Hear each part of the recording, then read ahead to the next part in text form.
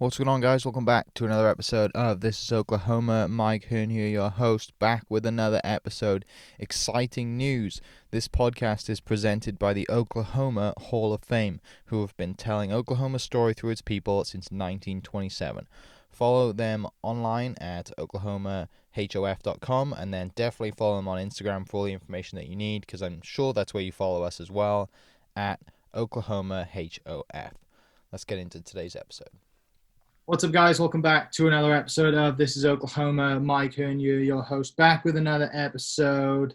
People listening to this podcast know that, obviously I'm from the UK and we don't watch football that often. Football back home to us is real football, soccer, you guys call it out here. But my guest today, you'll definitely know his name. You've definitely seen him sprinting down the field, breaking records at OU. So please give a warm welcome to Mr. Ryan Broyles. Appreciate you having me, Matt.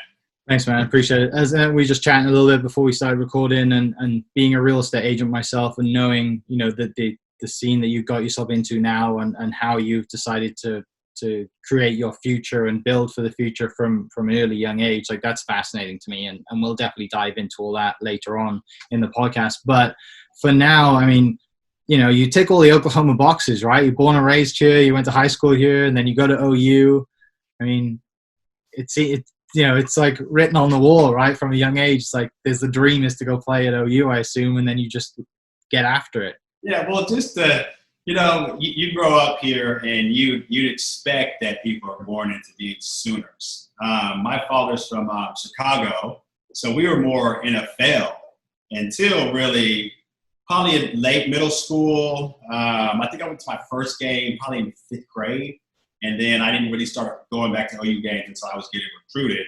But like I said, my father was from Chicago, so we always watched the NFL. It was either the Chicago Bears or the Dallas Cowboys. So people always expect or think that since I lived in Norman, I grew up here, that I would always want to go to OU. But truth be told, I always wanted to go to Texas. So I had to throw that out. I'm glad I didn't go there. When I came out, 2006, 2007 year, Texas just came from with the Sugar Bowl in 05, I think. So I was real gung-ho about them. Obviously started fielding offers up until the very end. And OU was actually one of the last schools to offer me. And even with that being said, I was one of the last people they offered in that recruiting class. I'm glad it worked out, though. Yeah. So if OU hadn't have made an offer, you'd have gone to Texas? No, I never got offered from Texas, man. Okay. Yeah. So I came down to Oklahoma State and OU. Oklahoma State I guess they were a young team. They were doing some remodeling to the facility. I loved the coaches. They were on board with me since I was a junior, essentially. So I built a rapport with them. I actually committed there my senior year. Committed to OU after they offered me. Then I recommitted back to Oklahoma State. And then signing day, I was like, you know what? Prayed a lot, talked to a lot of people. I want to make it to the NFL. I want to play with great athletes. So I signed with OU. Yeah, good choice. Yeah. Without a doubt, it worked out well. Definitely. I think for me, I have both hats on the wall back there. Yeah. I would say I've probably been to more OSU games than I've been to OU games, but I've been to my fair share. So I'm not like, I struggle to pick, which is great because I can just sit on the and never a bad day, I guess. From an early age and just looking through the notes and watching some past interviews, you had some hustle in you from a young age, right? Mowing lawns and stuff like that. Yeah, my parents, they knew hard work. They taught us hard work. I remember there's so many days that every weekend, essentially, I had to have been 4 years old, I would imagine, which was one of my first memories. But 4 or 5 years old, every Saturday, each kid had a chore. And obviously, as we got older, we had chores. My mom would know if, for instance, when she would vacuum her carpet in the room. And if she's not home, she would know if we went in that room. And so she was so meticulous and she was detail-oriented and she was a clean freak. So we naturally got the OCD. We work hard. That's all we know. And then you mentioned I started at an early age. I did start mowing at 8, 9 years old. I played on competitive basketball teams, AMU teams where we traveled. We didn't have much money in my family, so I had a coach of mine that said, hey, you can come do some work. And so I started mowing. I did that all the way up until I was almost a senior in high school. Yeah. And you really took to basketball too, right? That was you and basketball and football was like either way. That's what everyone played in the neighborhood. It was basketball and football. So I always played, second grade I started basketball or football and then rolled over into the basketball season and then some track. So I did those three things essentially all my life until I had to pick and choose in college. Yeah. And I think, just listening, like I said, doing some notes and some research, like you had a pretty good teammate in the basketball scene, right? I've had plenty. Oh, you're saying Blake Griffin. Yeah, I was going to say I've had some great players alongside of me, but yeah, Blake Griffin, great athlete. He was on my 5th grade team. We were called Nexus. We went to the AAU national tournament in Pebble Beach. He was essentially dunking in 5th grade. He was touching the rim at least. We were all trying to touch the net then in the backboard. He was touching the rim. He was a great athlete then, and obviously we know what he's done. Yeah. One of the things that when I heard that listening to a previous interview, I scrolled all the way to I was looking at your Instagram, and the first post on your Instagram is Michael Jackson tribute. Yeah. And, you said that in the interview. First post, yeah. Yeah, Blake taught you how to moonwalk. He did teach me how to moonwalk, and I remember we were on the boardwalk out there in Pebble Beach, and he was doing it. I was like, you got to teach me, and so he broke it down. So Michael Jackson, he's smooth. Whereas you got to be rigged, like with the feet, and then you get it. And I was like, all right, so I've been doing that. We play Michael Jackson just about every day. My little boys run around dancing, doing all kind of stuff. So Michael Jackson, man, yeah. Still a big Michael Jackson fan then? For sure. My parents brought me up that way, sure. Yeah. Is music quite a big part of your life as well then? I listen to music all the time. Like my wife, she can hop in the car and not listen to anything. Like I've got to have some music on. It gives me the energy, and I don't really hear words. I hear more sound and melody and vibes. So I love it. It gives me good energy. Yeah. So back to high school, you're doing well in high school, and then you get the final offer to go to OU. I'm sure you're like thrilled as anyone from really is to go to OU, and I guess that's when it really becomes real, is it?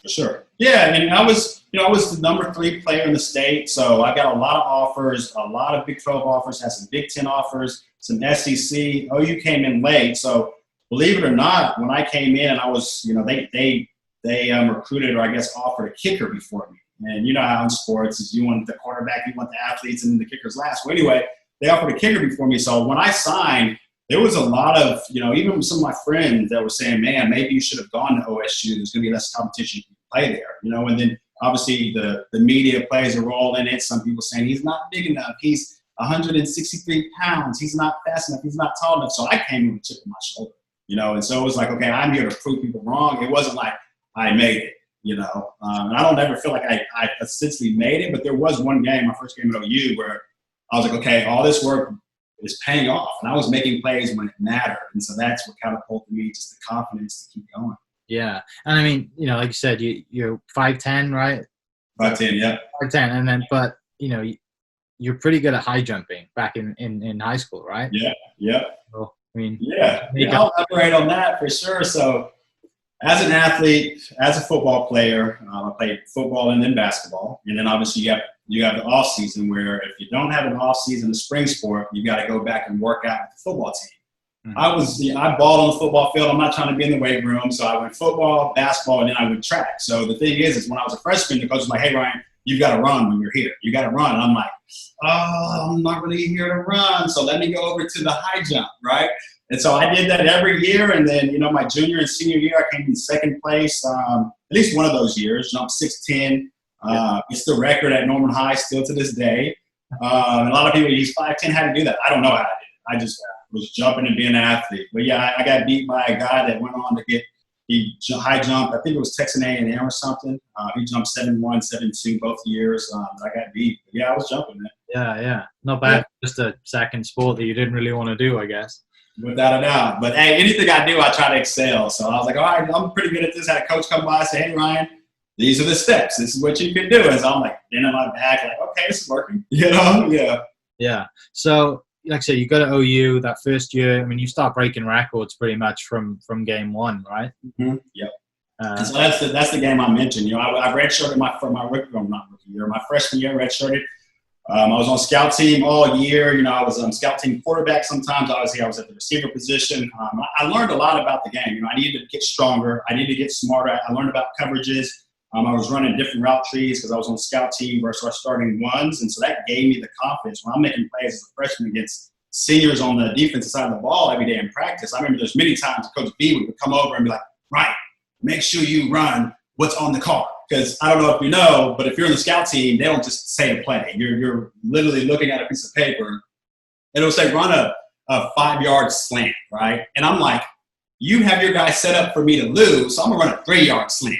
And so he got on to me multiple times, right? Make sure you run it this way. I wasn't that person. I'm going to go make plays. I don't care if I'm scout team or not.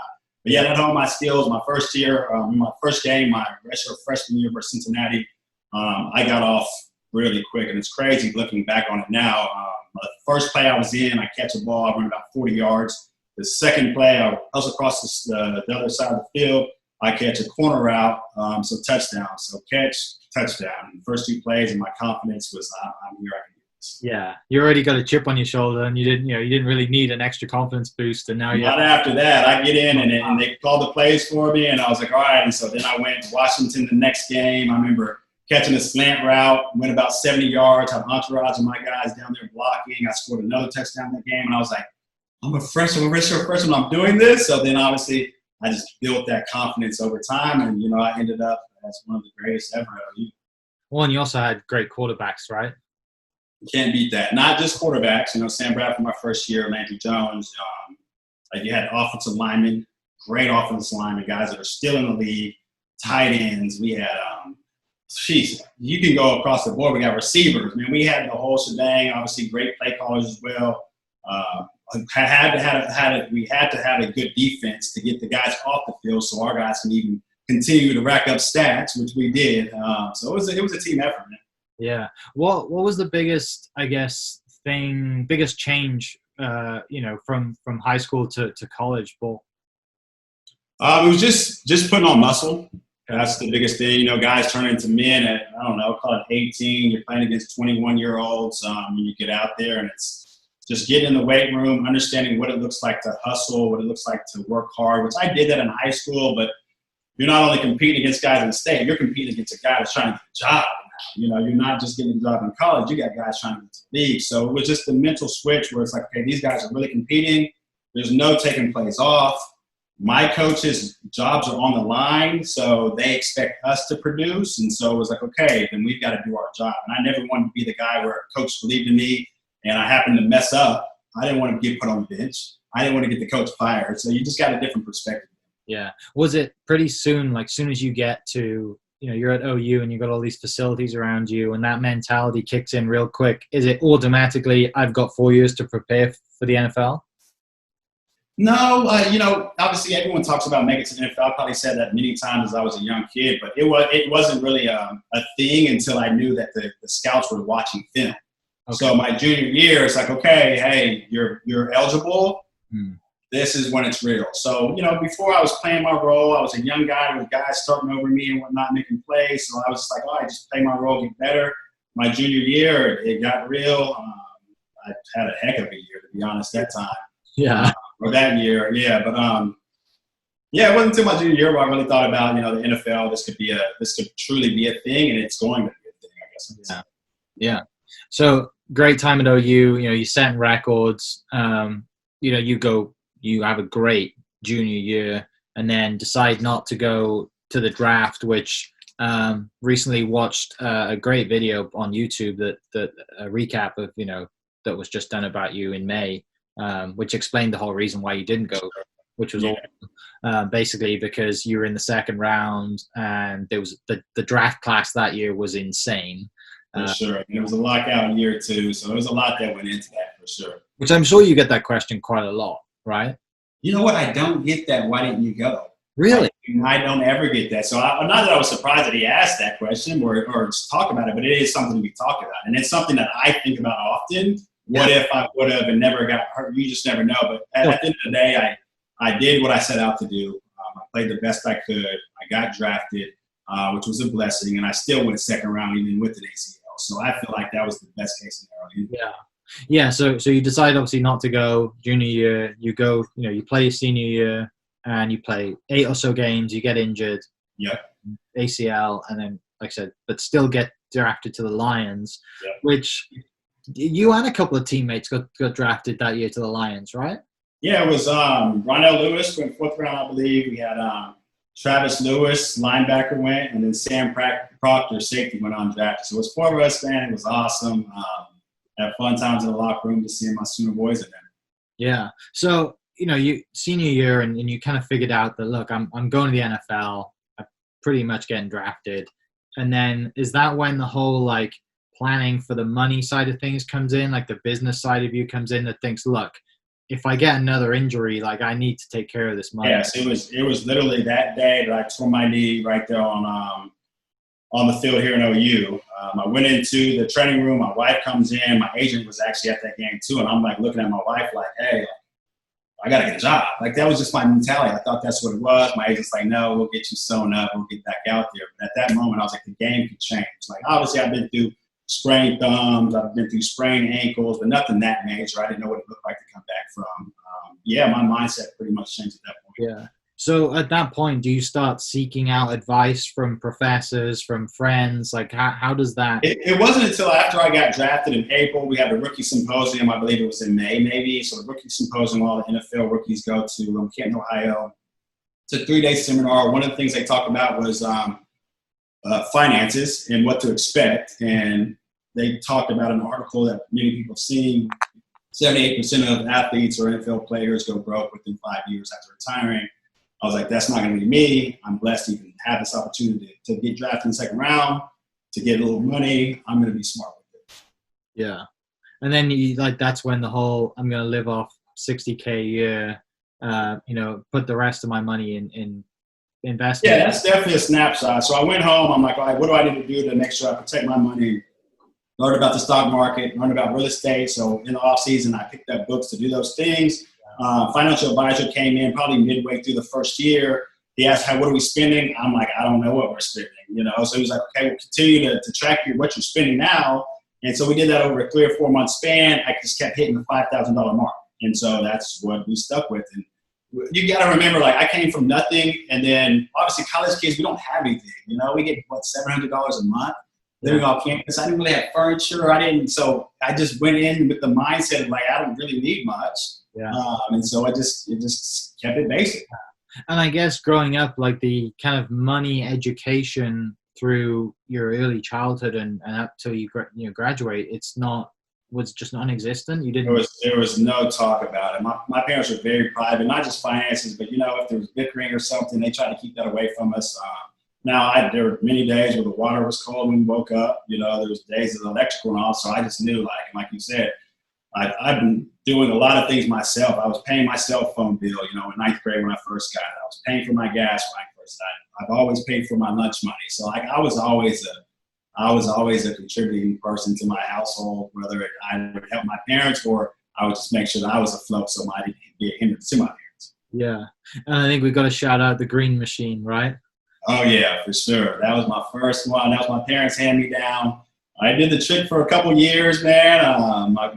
We call it the green machine, too. Yeah. Yeah. You still keep up with high school friends and stuff and players and stuff? Oh, yeah. Well, I'm still here in Norman. So I grew up here. All my boys are Norman High guys, So I kept a relationship with them after high school and college when I was in the league. And now I'm back and everyone's starting families. We're hanging out. So it's been good. Yeah. So back to the football then. You sign your contract, you get your guaranteed whatever the money is, and then you're thinking, you've already been planning for this is how much I'm going to spend, or I'm going to do the rest of it with real estate. And I guess why real estate? Why was it, So believe it or not, my rookie year, I believe it was September maybe, I had a friend of mine that his parents flipped houses in Tulsa. And so you got to remember this was after the recession. So 2012, I think the market starting to tick up. So I bought a house. They're like, hey, Ryan, like, you like real estate. This is what we do. They had a team out there in Tulsa. They said, hey, there's this house for $19,000. I think it's a heck of a deal. They sent me some stuff, which I didn't really understand at the time, but I trusted them. Paid $20,000 for the house or $19,500 for the house, put $20,000 in it. Put a tenant in it. We refinanced the deal. I believe it was after the season or whatever it might be. And it was worth double what I put in it. And so I was hooked after that.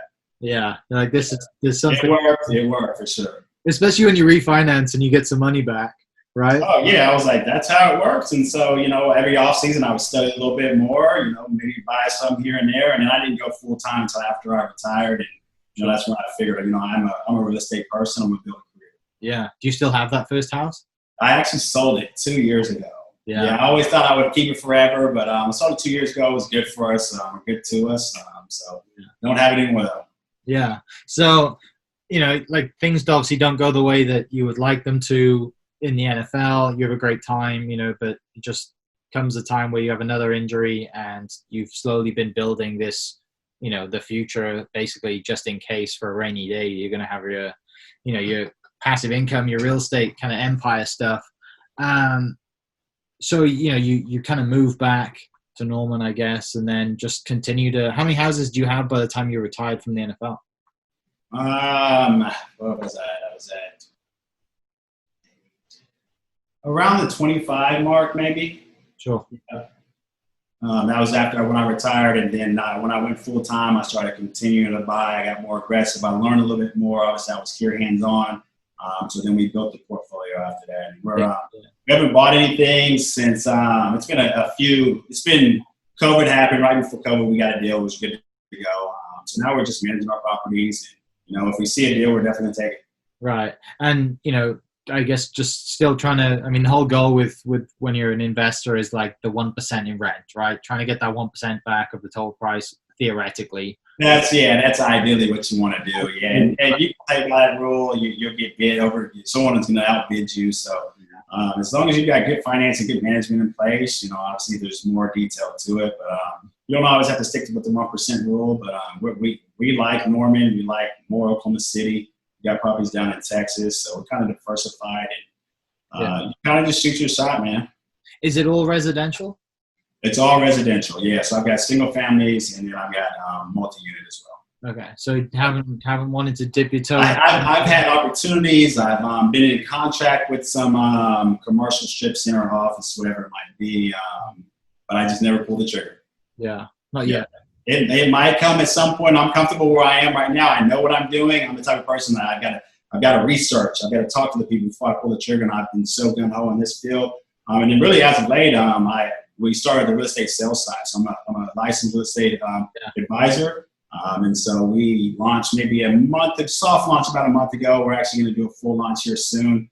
Right. So it's already been good we've been working with clients, sold a few houses, a couple listings. So I'm trying to build that up too, man. Yeah, which the market right now is crazy. Wild time for sure. Which is awesome. But, and I noticed that you and your wife are doing that together, right? For sure, yeah. She's always been there, even when we purchased properties. Since we talked about numbers, she would help design the properties. She would pick the paint color, the trim, the fixture. So we've always been a team. Yeah, and also you guys have is it a bar and a restaurant down in? Yeah, so it's the porch on Campus Corner. It's a bar restaurant. Fun times over there. Game days is always crazy. So if anybody's listening to this, just holler at me if we have football season. Yeah, hopefully we do. Was that kind of just like, how did that come about? Because I'm sure like being a player and an alumni now, like something cool about owning a campus bar, right? Or just having a part of the city. Yeah, well, I wasn't seeking that deal. I was a real estate guy. I was talking to a broker about a real estate deal, and he happened to say, "Hey, Ryan, there's this cool idea. I think it'd be a great fit for you. You're an athlete. You're from Norman. It was Campus Corner." Well, I met with the owners, went through the operating agreement, went to the business plan, the model, and we felt it out. It seemed like a great play for us, so we pulled the trigger. So, but yeah, I've never been a restaurant person. I barely eat, to be honest with you. I eat to live. I'm not a foodie. But it was a great opportunity, and I wanted to seek it out. Yeah. I mean, in the grand scheme of things at the moment, not the best time to own a restaurant, but I'm sure everything will work. It's without a doubt. In business, that's how it is. You just go with the blows, and you try to figure it out along the way. Everyone seems to be in this boat right now. But for sure, right. I noticed on your Instagram you reached 50 doors a while back, right? Yeah, for sure. What are you guys at right now? That's the same number. Right? We haven't purchased anything since then. I've learned a lot, and so now I'm trying to. We've been self-managing. Just we just hired our first employee. So now we're just trying to make sure that we can be stabilized in that area, and we want to grow another branch to our business on the sales side. So I'm not sure how much more purchasing we'll do here until this business gets rolled up on this end. So we're excited about where we are, though, I'll tell you that. What's it like when when the tenant calls up and you answer the phone and they're a lifelong Sooner fan and they don't believe it's you? Like, I'm sure there's been some. So sometimes I'll lease the property out, or my wife leases the property out, but on my sign, for rent signs, my name's on it, so they know from the very beginning. Oh, okay, hey, can you sign an autograph? Yeah, let's do this. Just make sure you take care of the place, So right. You get it all the time, even on the sales side now. When I contact the seller, say, hey, I've got a client that wants to see this, and they just like yesterday, someone said, "Are you the Ryan Broyles?" It happens all the time. It's funny days, though. Like, switch the lights off and leave an autograph on the kitchen table. Right, yeah. Oh, that's awesome. With I guess going into the selling side now and being a licensed real estate agent, do you want to really grow that side and become and that kind of use your influence and your, I guess, the brand that you've been building up from freshman in college or even high school to now, use that and build a whole kind of mega team type thing? And without a doubt, and I don't know what it looks like, but anything that I do, I go all the way in. From personal finances from the very beginning to investing in real estate, and then obviously in acquiring real estate, or having real estate, and now on the sales side. So we put up a good business plan, and we're going to follow it. We're going to try to service as many people as possible and give them great quality service as well. So we'll see what happens. It's been good so far, but I don't ever just dabble. I go all the way in. Right, and it seems just kind of from doing research and following you a little bit, you're always seeking out advice. You're always learning, and you're always reading books. I know you're a big advocate for Rich Dad Poor Dad. Yeah. Is there anyone else that you kind of look up to that we might know of, or we might not even know of, that just kind of in your corner that's really a mentor of yours? Well, I've got some local mentors, but like you said, Robert Kiyosaki. That was the first book I read in 2012. It opened my eyes. I'm like, okay, there's more out there than I did. Went down the Dave Ramsey path on personal finance to Tony Robbins. You can go across the board on any finance book. But I've got mentors here that have taught me a lot of things. I'm actually mentoring people as well. So it's kind of been full circle, and I don't ever stop learning. So I know there's going to be a person that could be younger or older. I'm going to ask some questions, and I might be able to take something. Yeah, I'm sure it feels really good to be able to, see what you've done, and people who look up to you maybe in a similar position growing up and know that, look, like there's a way to do this and a right way to do it. Sure. Like you're not shy about it, and you acknowledge it. Like, you've been through some tough times, you've done some wrong things, and people can go Google the stuff that happened if they want to. But I want to know, like, when the gas situation happened, when you're 18 and you get arrested, like, what is going through your head at that moment, and how have you used that moment to just catapult you in a great way into the future in the right way? Well, I've always been the person, like, when you said, hey, you got an offer to OU, that should have been heaven for me. Well, it wasn't. Until I did get pulled over and my name was plastered all over the news. I had people saying, don't keep that thug, don't keep him, he's a headache, he's not good. So I was like, okay, I'm on a bigger stage. So then I'm like, all right, I've got to walk around, I've got to be buttoned up, I've got to be different if I want to play at this level. So I think I matured very quickly at 19 years old at that time. Yeah, you had that awareness that this is, you didn't have the chip on your shoulder, like, I'm walking on clouds, I can do anything. Yeah, I came in scratching and clawing. Everything I heard was negative. It was like, he's a good player, but he can't compete here versus the guys from Texas. And I didn't really know what stage I was on. I went to practice, I made plays and stuff, and then I get pulled over for doing that. And it was like, okay, this is a big deal, Ryan. Like, you're on the news. Like, I'm like, okay. And so obviously Steve gave me a second chance. I continued to mature. Like I said, I was suspended the whole first year. I went to practice, buttoned up, ready to go. And so it paid off, and it was good that it's unfortunate that it happened, but I grew up. But I was never a bad kid, man. I was following the crowd, man. Yeah, that's, I think, people listening or that may have family or people who've gone through that situation or know people that, like, you might just be that, right? You weren't a bad kid. You're just in the wrong crowd. Yeah, no one's perfect, man. Yeah. Timing. But no, it's like, it's great to see that this can happen to someone and they can actually, like, make it a positive and turn it into, a positive thing and a positive mindset, and really uses it to refocus them in a good way.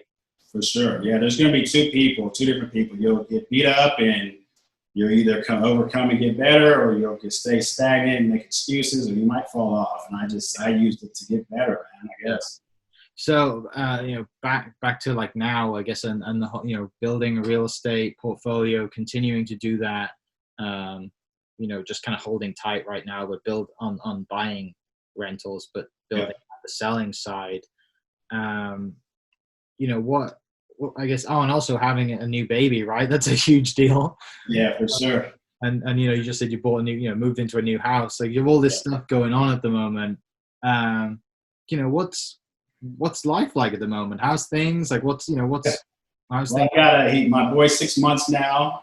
He was born in January. COVID happened in March, so we were blessed to be at home. That's when we got a lot of time to figure out our business plan with the new sales side of our business.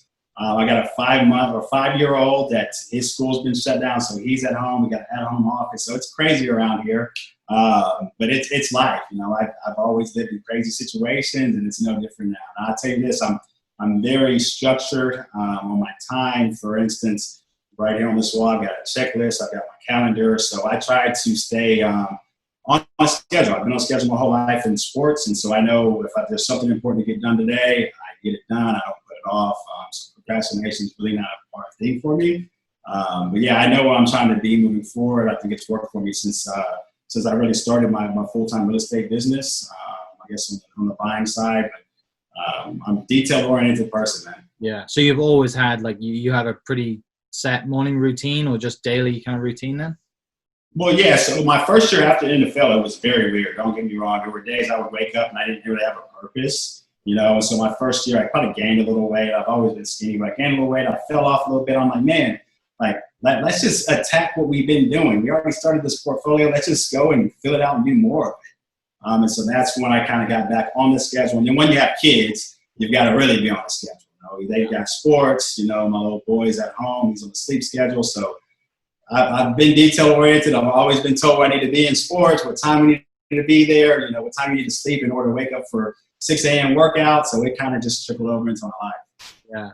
I guess, tell me about the whole XFL thing. Was that just an itch? You just you got the bug back and you're like, I want to scratch. So my old football coach, Joel Jackson, he played at OU back in the late 90s, maybe early 2000s. He was my middle school coach. Well, anyway, I'm on vacation in Costa Rica one day, and had to been 8 months or so before this whole thing was supposed to happen in December. Well, he was like, hey, you want to come play? And I'm like, what do you mean play? He was like, well, Landry's going to play. And Landry Jones, my quarterback. And I'm like, oh, well, I haven't really worked out. But he was like, well, we got to work out this next week. And I was like, man, I need 6 weeks, And so the buzz built. Stoops called me. Landry called me. We formulated a plan. I stayed in shape, went to a couple workouts out there. And then, the baby coming, I really underestimated the baby, me going to Dallas, and so it just wasn't a good time. I'm a full-time family man, and so I just decided not to make that trip. Yeah, I bet it felt great to pad up again, though, run around. Yeah, I was running around. I was in great shape too, so I'm trying to keep that. Yeah, it was good to get going again, run a little bit, sprint a little bit, and I was like, all right, I was 31 at the time. I'm still feeling young, so it was a fun process. That's awesome. I kind of recently got back into, like I said, played golf in college, and recently got the itch again. I'm trying to compete a little bit more, but it's tough to get in that mindset. It's the mental side of things that from sport and the speed of the sport for you. And, for sure. You realize how far out you were, I guess. Yeah, well, I was running around with those little guys, and they could go all day, and, I'm stretching after, and they're still bouncing around. So I knew things were changing for me, for sure. Yeah. I have one of my partners during, for the podcast is the Oklahoma Hall of Fame, and they've been awesome. They help out one episode a week. They sponsor one episode a week, and they've set up some great interviews with Oklahoma Hall of Famers. Hal Smith, probably who you know. Yeah. We did a podcast with Hal, and then Dr. George Henderson, his podcast will come out soon. We did a great podcast with him recently. Nice. But, I want to ask you 2 questions. You get a phone call from the Oklahoma Hall of Fame saying that you're going to be inducted. Who's the first person that you call once you get off the phone? The first person I call? Jeez, I'd probably obviously my my wife, but then I would call my boys, you know. So like we're on a group message, and I'd probably just, yo, this is what just happened. But if you say call, obviously I would my wife, my boys, and my mom, and then so on and so forth. Yeah. And then when you're inducted, you're about to get your medal. Who introduces you on stage? Mark Clayton, maybe. Yeah. He was a guy as a little young kid I looked up to. They compared me to him while I was even playing. So we built a great relationship. He was essentially the start of the receiver phase at OU, at least as far as I remember. So if he called, man, it'd be awesome. Yeah. Do you have a moment at OU that you could take back, that you like one play that you should have done something that you really like, that really kind of, because you always have the good memories of making the catches and the plays, but is there one thing that kind of just niggles at you? Yeah, I couldn't tell you it was a home game. I was on the north end zone. I was on the south end zone, and we're running this. It was another touchdown. I can end my career with one more. Well, I run this route. It's like a little slant, 10-yard, like on the 10-yard line going in. It hits my hands and bounces off. I couldn't tell you who we were playing, but it was one of those routine catches that I just lapsed. So that would probably be the one. But, man, I remember all my good ones. The bad ones, I just really let go. Yeah. Yeah. Sometimes, that's quite the opposite to most people, right? Like some people, like, they especially, like, they always remember the bad ones for some reason. Yeah. I suppress all my bad memories, man. I see my teachers all the time, my old middle school, elementary teachers, like, hey, do you remember when you did it? I'm like, no, I do not remember. No idea what you're talking about. In your class. You know what I mean? Yeah, for sure. But yeah, it's a positive person, man. Just go on to the next one. Yeah. All right. I have a few, like say, they're quick fire questions. They're really not, but I have a few questions. Favorite social media platform? Instagram. What are you currently working on outside of real estate? Am I currently working on? I'm all real estate, man, just to be real with you. I'm trying to build a team and learning the market every day and helping my clients, yeah. Anything that keeps you up at night? No, I sleep like a baby. Not much at all. What are you afraid of? To be honest, I'm afraid to make it to retirement and not fulfill my dreams, man, to be honest with you. Or fulfill my full potential. How about I say that? Sure. Yeah. Do you have a secret talent? Secret, that's nothing out of the ordinary. Yeah. Oh, yeah. I can juggle. Yeah. Right, 3 balls. Yeah. You got one song to sing in karaoke. What is it? In the Club by 50 Cent. That's the one I always pick when I do karaoke. Yeah. Nice. The best advice you've ever received? Man, that's a loaded question. I guess as of late, it's very simple. Just be you and understand that not everybody's supposed to like you. Mm. So that's where I am. I think that's going to be my motto from 30 to 40 years old. Not everyone's supposed to like you. If they do, then something's wrong, right? Biggest misconception about you? I don't know what misconceptions there are out there about me. I don't know how to answer that. You don't see any. You never saw one in the media, and you're like, it's totally wrong. Well, outside of me being slow and not fast enough, I guess that's the only one, right? Yeah. Guilty pleasure. Guilty pleasure. I'm not into sweets, but I'll eat sweets. So I guess that would probably be it. You have a favorite candy? Yeah, Snickers, Reese's. That's anything chocolate, really. Yeah.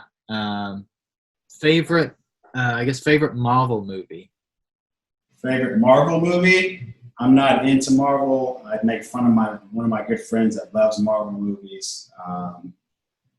Maybe when my boy gets a little bit older, I might become a fan. But I'm just I'm a nonfiction person, to be honest with you. So it's just it's hard when I watch movies that are fake. Or read books that are fake. That's just my personality. I guess any up-and-comers that you have your eye on? Up-and-comers as in players? Yeah. Man, believe it or not, I played ball. I was good at it. I'm not a gun-ho, die-hard fan, man. I'll turn it on when OU's playing. I'll watch, but obviously, I want to see us get a national championship. I don't care what quarterback helps us do it, what receiver helps us do it, what coach helps us do it. But I'm a fan till I die, so I want to see us produce, man. But I'm not. Yeah, it's just obviously you hear about the quarterbacks and things like that. I just want all those guys to win. Yeah. What's your, I guess, relationship like with the team right now? Like, and are you still kind of involved? Are you still like, I guess, what I assume would be that you're like more of a role model and teaching them kind of. Yeah, well, I've been up there to do FCA. I haven't spent much time with the football team, but when I go around, on game days, I still shoot the breeze with the guys when I can. I don't really have a personal relationship with too many of the coaches, but, they respect me. I respect them when I go up there on game days. Yeah. Yeah. All right, two more. If you could travel back in time, where would you go and where? Or where would you go and why? Where would I go and why? Man, I just want to go back to high school. Those are some of my funnest memories, man. So just go back to call it ninth grade and just be a kid again. Yeah. Yeah. And then last one, what advice would you give to your 20-year-old self? To my 20-year-old self, man, I feel like I've done a lot of maturing since then. Man, I was a straight-up football guy at that time, and man, I don't have any regrets, to be honest with you, but just I feel like where I am right now, it's picture perfect where I want to be. I'm a positive person. I feel like I was pretty mature at 20. I just came off the suspension year, you know what I mean? So, so I feel like I played my cards right since then, man. Yeah. Seems like it, right? Yeah. But yeah, man, I guess I could say it just, I don't know, man. Just spend more time with my parents, man, at the end of the day, I guess. I guess you could go, what would you say to yourself if you were 16? Go back a few years then. If I was 16? Man, just follow your dreams and don't let the doubters deter you. Mm-hmm. That would be the one thing I would say. Yeah. Awesome. Well, for everyone listening and watching, you can go follow Ryan. He's mostly active, I'd say, on Instagram, at Ryan Broyles on Instagram. Learn some great things there. And then I'm sure if you've got real estate questions or you have your real estate needs and you don't want to use me because my accent's amazing, right. Ryan, and he'll sign some autographs for you and he will help you buy and sell a house. Friendly competition, I guess we should say. But no, man, I really appreciate this. This has been awesome. To learn about the things you've gone through and the way you've turned it into, a successful business and just the continued work ethic and just building for the future. Like, this is just the beginning, right? This is the slow, it's a slow process, and playing the long game, especially in real estate, is a winning formula. So, well, I appreciate you letting me share my story, man. Keep doing your thing on social media, obviously the podcast. So, appreciate it, man. Awesome, man. Thanks so much. For everyone listening, I'll post Ryan's social media links down below and a link to his new website for him and Mary Beth's new real estate company. And yeah, go follow Ryan on social media at Ryan Broyles. Thanks for listening. We will catch you next episode. Cheers. This podcast was presented by the Oklahoma Hall of Fame, who've been telling Oklahoma's story through its people since 1927. Follow them online at oklahomahof.com and definitely on Instagram at oklahomahof. Catch you next episode. Cheers.